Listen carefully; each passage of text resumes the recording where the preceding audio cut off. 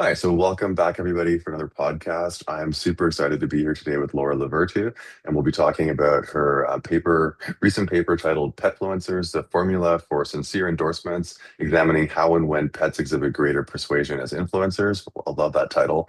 So thanks so much for being on, Laura, and representing your co-authors as well on this paper. Thank you for having me. Yeah, so this paper's had a lot of press and it's been very popular. So we're very eager to get in and learn more about it. There may still be some people who haven't had a chance to take a look at it or know what it's about. So to start us off, could you tell us a bit more about what it is you investigate and how you go through and sort of take a look at those effects that you find? Yeah, so in our paper, we pretty much explored the world of pet social media influencers. So it's also called Petfluencers, so hence the title. But yeah, what we wanted to do first, I guess there's two big things we wanted to do with that paper. First, we wanted to kind of provide a clear academic definition for petfluencers, because when we looked into it, there was no kind of definite, clear definition, of what a petfluencer is compared to like a human influencer. There were some attempts, don't get me wrong, there were some attempts to kind of define it. So it was kind of defined as like people who have, a large following on social media by posting kind of pictures of pets. And so we thought, well, that's not really accurate because obviously, most people kind of post content based on their pets, right? So Yeah. everyone has posted a picture of a dog or a cat or whatever. So does that make you a pet influencer? Well, not in our opinion. So, oh, my dog is actually barking. See, that's Oh, that's that's a good sign. timing. There we go. Good timing. So she agrees. So yeah, we thought it was kind of an inaccurate definition, incomplete definition. So we thought it would be really important to kind of provide a proper definition. My dog is really barking there. So yeah, we defined it as, just to give you the definition that we have in the paper, we define it as an account, a social media account that's really centered around the pet. So it looks like the pet is kind of managing the account pretty much. Right. And so yeah, we started with that definition, and then obviously the kind of main goal of our paper was to assess if pet influencers work, and also if pet influencers can be more persuasive than human influencers. So that was pretty much the main goal of our paper. So we conducted several experiments, and so what we found, just in a few lines, I guess, is that pet influencers can be more persuasive than human influencers. And what's interesting is that it doesn't happen only for pet related products. So we had, for example, a cat endorsing wine, and that worked really well compared to a human influencer. So yeah, that's what we looked into in this paper, pretty much.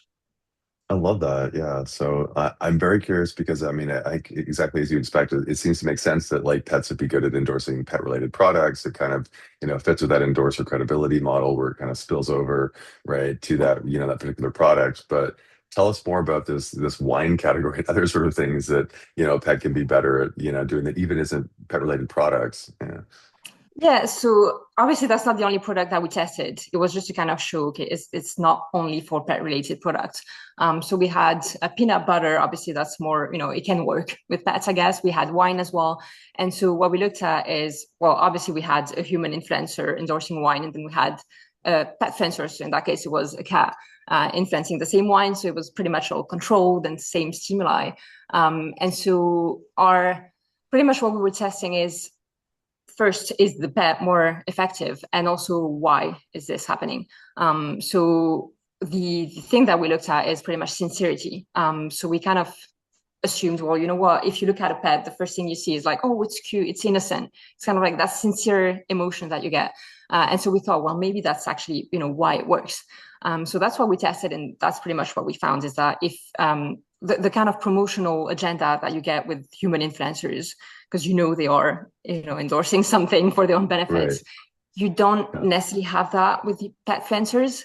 It's less kind of obvious in the sincerity perception that you have, and that you associate with pets. They're kind of like transferring onto the offering and onto the endorsement. And so that's kind of taking over pretty much. So yeah, that's what we looked at: sincerity and how that makes pet influencers more effective. Interesting. Okay. So the idea is basically that like people when they see these pets doing these endorsements, they don't think of the pets as being having ulterior motives, right? It's almost like that persuasion knowledge is kind of blocked or less, right? Yeah, exactly. It's not to say that obviously people, they don't know that there's a human behind it. Right. But it's kind of like the sincerity, the first kind of sincerity, perceptions and positive feelings that you get when you look at a pet. That's kind of taking over that promotional agenda and makes the agenda less obvious, I guess would be a good way to put Yeah. it. Okay, so this super cool. So we got this great effect coming through with pets, right? What does it mean for advertisers? Should we be seeing, advertisers shifting all their ad spend to pets, or are there certain times or places when this is more appropriate? I'm kind of curious as to what your thoughts are on how this could be adopted by advertisers. Yeah, so obviously, I mean, we're not, that's one thing I try to, discuss every time I discuss this paper is like, we're not saying that you should replace all human influencers and they're not working anymore, things like that. That's not what we're saying, but we're kind of suggesting pet influencers are as a viable option that works, that can work for, pet related products, yes, but also for non-pet related products. So it means that even if you're a brand, selling an offering that's completely different from, the pet industry, you can still use pet fencers effectively.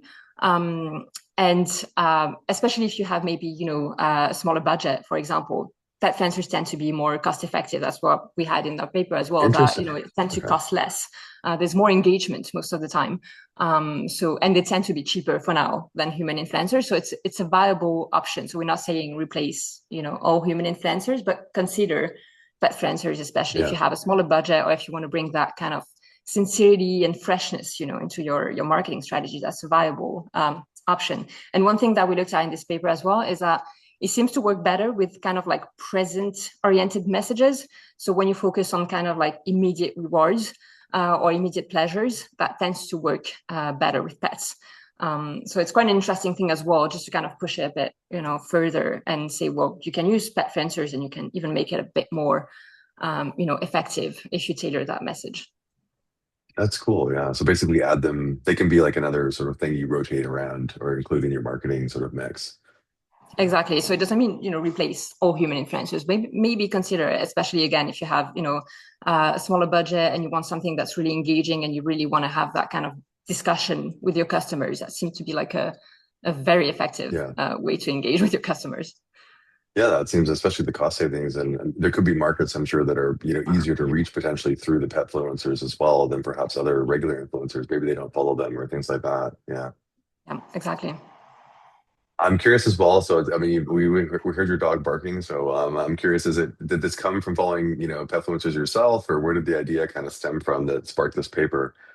Yeah, well, it's quite a long story because obviously even though the paper was published last year, it kind of started years ago in 2020, so it was during COVID still. Well, it's been a while. Um, Yeah, yeah, it's been a while. It's been a while. But yeah, it was really when pet fencers kind of became really popular or just more mainstream, I guess. During COVID, everyone was at home, looking at social media.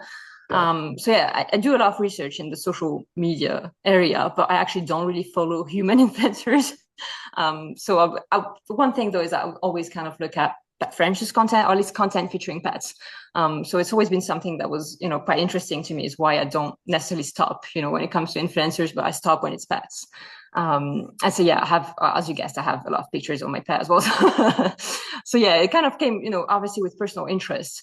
But at the time, I was also working on my PhD, and my PhD was focusing on pets and marketing. So we were looking at, potential avenues and, what kind of topics we wanted to focus on. And it seemed like kind of a very obvious choice because of obviously Right. personal interest. Even my co-author was like, actively kind of following pet fencers as well. She was sending me, pictures and cute content. And it was kind of a, proper discussion, topic. So it kind of like, is there actually, is there any literature? Is there any research on the topic? And there was not much at the time, Nothing. if not at Wow. all. So Yeah. it was just a perfect kind of, timing between personal interest and, not research, no research being done on that and, ways to contribute. So it was just ticking all the boxes, I guess. Oh, that's fantastic. I love that. I love that great story and the fact that it kind of came out of that, innate sort of interest that you had. Sounds like there's another idea as well there too, with like, maybe the stopping power of petfluencers, right? That you get more dwell time or things like that coming as well. Yeah. Um, I'm curious when it came to running it. I imagine trying to like equate the human and the petfluencer was kind of perhaps a bit of a challenge. I'm wondering, I don't know if that's the case, but if there were other challenges as well too. And I'm curious, like, how did you sort of tackle any of the challenges and what were they as you kind of went through this research as well? Yeah, I mean, I think you kind of, you pointed out it was definitely, I guess, the biggest challenge to kind of compare humans to pets, even if, is it even possible? Well, we tried to do that, but it was definitely a challenge in itself. How do you, compare a pet to a human? Obviously, that was a massive challenge. So, and I guess it's probably why, there was no research on the topic. It was quite ambitious in itself, I guess. But yeah, pretty much we had to just be a bit more creative when it came to our stimuli. So we had obviously different studies where we used different stimuli. So we tried to minimize, anything that could kind of create noise, right? So activeness, things like that, we measured a lot of things. It would be since that was driving the process. So yeah, we had to be a bit creative, trying, different influencers, different cats, dogs, humans as well, trying to maybe just show the hands and the paws instead of showing, the face to kind of minimize cuteness or attractiveness or any other things that could explain the effect. And yeah, we had to be super diligent, I guess, when it came to, measuring everything that we measured. So we measured other potential options like humor or novelty, things like that, that you would not necessarily look at when you're looking at human influencers. But obviously we had that novelty or humor, kind of side of it when it comes to petfluencers.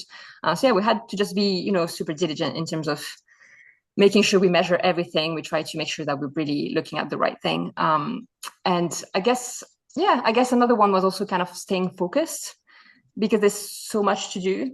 Because there's there's no research or not a lot when it Right, comes to wide pets and open. marketing. Yeah. And even petfluencers, especially petfluencers. So it was just like, how do you stay focused and you have a clear, neat story that's really well executed and not going everywhere? It was really tempting to kind of, try many things and look Right. at different things, but obviously, not possible. So yeah, I think that was a big challenge, especially for me, trying to keep it, neat Contained. and clean. Yeah. And yeah, exactly. Yeah, well, it's fantastic. Well, thank you for, trailblazing and getting this paper through. So now there's like more of a format and, process people can follow as well too. And speaking of like all the different ideas you had, like where do you think people should be looking next, or where might you be looking next as well in terms of following up on this research? Yeah. Yeah, I think there's still, I mean, obviously, I think there's still a lot to be done when it comes to, pets in marketing, petfluencers as well. I mean, if you look at just petfluencers, I guess what would be interesting is to kind of look at maybe test when pets stop to be effective, as petfluencers. Maybe if the owner is kind of like constantly appearing on the profile, or if it's like a lot of endorsements, something like that. So, when does it stop? Does it even stop being effective, or is it kind of like always working? And that might be the miracle that we need in marketing. But yeah, in terms of petfluencers, yeah, definitely think there's many other kind of boundary conditions to test and look at and see where it's more effective and when it stops. Because obviously we talk about influencer fatigue. So it would be Right. interesting to Yeah. test if we also going to get that with petfluencer fatigue. So that would be an interesting thing to look at. And I guess even pets marketing, obviously, as I said, I did my PhD in this area. So yeah, we're working on other, projects when it comes to pets and marketing and see if, you can use pets as effective marketing tools. If we can help maybe with charitable donation, thing like that. So there's like a lot to be done. It's quite funny because it's a very well-known kind of concept in marketing. If you don't know what to do, you can use the pet, the dog, it works, but we don't really know if it works, so we don't really know how it works. So it's quite interesting in that area to kind of look at, is it actually effective, and Yeah. when is it more effective or not, or when does it stop working? So yeah, there's plenty of things to, many things to be done in this area, I'd say. Yeah, tons of different things. Yeah, I wonder as well too about like babies, because I know it's always like the common trope is like it's pets or like babies, and people sort of like both. But do you think it Yeah, would that spill over for innocence. that, or do you Yeah. think that's a different kind Well, of category? to be honest, and again, that's my take. I mean, obviously, I'm not going to say anything until it's, published or, proven. Yeah. But, we've conducted some interviews, as part of my PhD and other projects. And it was kind of like coming back a lot that actually it was very different, and that, Interesting. kids are still associated with humans, right? So it's still like you think about all the responsibilities and all the things that are kind of associated with kids, right? Yeah. Whereas with pets, you don't necessarily have that thing coming up. So it was actually something, every time we interview people were saying, oh, no, I don't want to have kids, for example. So I have like maybe negative associations, or I don't feel anything at all. Whereas pets are more kind of universal, I'd say. So there's definitely things, I mean, more research is needed, but I do think there's a difference, and I think pets are way more universal in that sense. But they kind of, make everyone feel positive emotions most of the time. So yeah, interesting things to look at. That's cool. Okay, so more of a purity almost with the pets, right? That, very cool. Yeah. Well, it has been a complete pleasure having you on, Laura. I really appreciate you taking the time to come on and tell us more about your article. So thank you so much for that. Thank you for having me. It was great to discuss that paper again. Of course, yeah, thank you. And for those who are interested, it came out in the December 2025 issue of JAR, and it's titled Petfluencers, the Formula for Sincere Endorsements, examining how and when pets exhibit greater persuasion as influencers. So thanks again, Laura. Have a great rest of your day.